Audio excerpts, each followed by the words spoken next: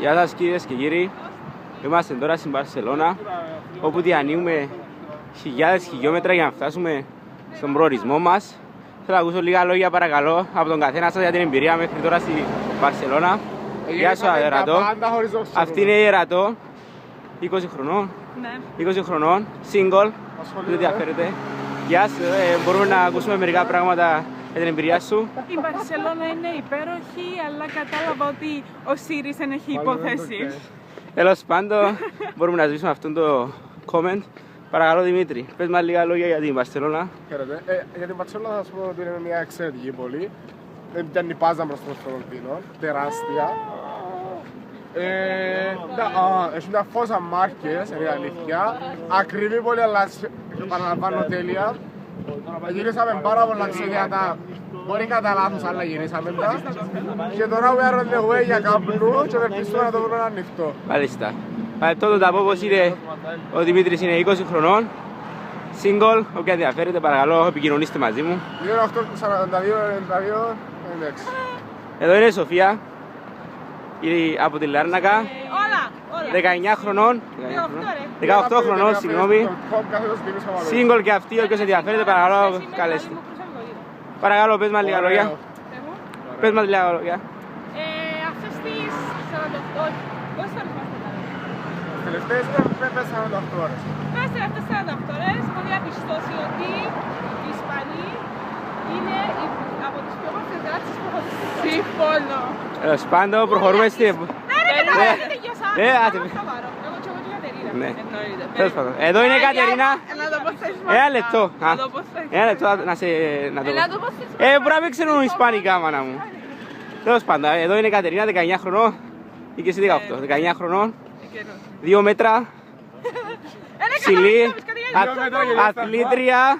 Του μπάσκετ, single και αυτή. Όποιος ενδιαφέρεται. Παρακαλώ καλέστε. Να κάνουμε τι να μην λέτε στα Ισπανικά. Μάλιστα, ναι. Me llamo Caterina, tengo 19 años. Μάλιστα. Εννοεί πως τη λένε Κατερίνα και το άλλο. Πρόσεχε! Έχεις να πεις κάτι για την Ισπανία, λίγα λόγια. Ισπανίδες.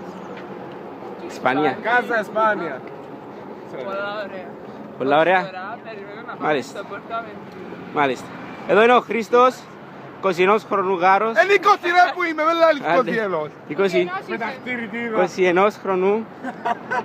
Και αυτός μαζί μας στην Μπαρσελόνα. Παρακαλώ, πες μας λίγα λόγια. Δεν έχω τίποτε να πω. Πρέπει να δω όλη την Μπαρσελόνη για να βγάλω γνώμη. Μέχρι τώρα είναι καλό. Μάλιστα, πρέπει να γυρίσει όλα τα παχαγιά της Μπαρσελόνας. Αυτό εννοεί. Εδώ πήγε. Έχω να πω ότι το iPhone φορές δεν έχει υπόθεση μπροστά στην Κατερίνα και το Χρήστη. Μάλιστα. Τώρα μπαίνουμε στον Νικόλα, τον διάσημο Νικόλα, τον άλλον τραγουδιστή, τον λαϊκό τραγουδιστή, όπου μπορεί να κατατροπώσει όλα τα έντεχνα του κόσμου. Παρακαλώ κύριε Νικόλα. Να ρε, να πεις τι πράγμα, να που πεις. Θέλω να μου πεις λίγα λόγια για την εμπειρία σου στη Μπαρσελόνα. Εντάξει, πιστεύω πως είναι μια χώρα η οποία έχει αρκετά έξοδα να τα δεις. Μάλιστα.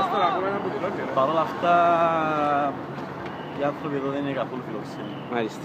Τι λέει ρε, πολλά φιλόξενοι, απλά μιλούν στα Άμα αγγλικά. τους πληρώνεις είναι φιλόξενοι. Άμα τους μιλούν αγγλικά ή μιλούν ισπανικά.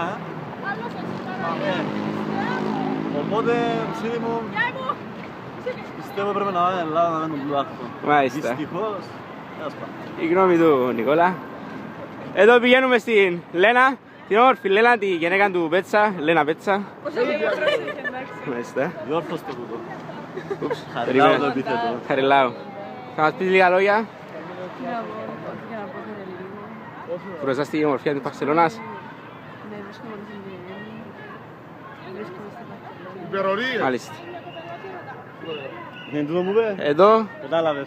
εδώ κάνουν πρόβλημα οι Ισπανοί για το κράτος.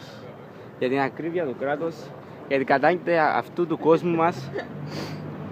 Και ευτυχώς υπάρχουν κάποιοι πολιτικοί όπου μπορούν να κάνουν τη διαφορά και ναι, είναι η Κανέλη από την Ελλάδα. Ευχαριστώ που μας ακούσετε, ελπίζω να σας άρεσε αυτό το βίντεο. Βλέπετε εδώ τα αυτοκίνητα της Μπαρσελόνας. Υπάρχει ο Γρηγόρης και δεν σταματάνε. Είναι typical Κυπρέοι αυτοί. Ευχαριστούμε πάρα πολύ που μας ακούσετε. Γεια σας.